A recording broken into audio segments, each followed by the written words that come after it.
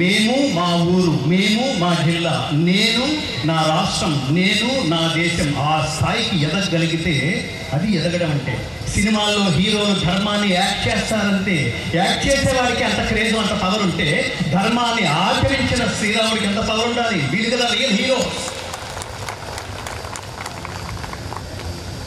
వేదిక మీద వేదజ్ఞులు, ధర్మజ్ఞులు, ధర్మాత్ములు, ఋగ్వేద విజ్ఞాన సరస్వతి బ్రహ్మశ్రీ సంతోష్ కుమార్ ఘనపాటి గారికి అంత చిన్న వయస్సులోనే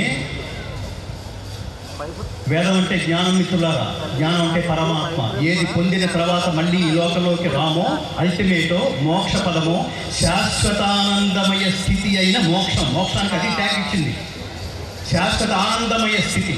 అంటే ఇప్పుడు మనం ఉన్న స్థితి ఆనందం కాదా అంటే డెఫినెట్గా కాదు. గీతలో కృష్ణుడు చెప్తున్నాడు, ఈ లోకానికి ఒక ట్యాగ్ ఇచ్చాడు మిత్రులారా. ఈ లోకం అంటే ఏమిటంటే అనిత్యం అసుఖం లోకం ఇమం ప్రాప్య భజస్వమాం. ఇది అనిత్యం అంటే శాశ్వతమైంది కాదు, ఇది అసుఖం. ఇక్కడ ఏదో సుఖం ఉందనుకుంటున్నావు, కాసేపే మళ్ళీ వస్తుంది దుఃఖం, కాసేపే మళ్ళీ వస్తుంది సుఖం. జీవితం అంతా స్ట్రెస్ స్ట్రెస్ స్ట్రెస్. బాగా సంపాదించేశాం అనుకునే టైంకి వాడికి లేదు రోగం అంటూ ఉండదు. 5,000 నోట్లు ఆనందంగా వెళ్ళవు.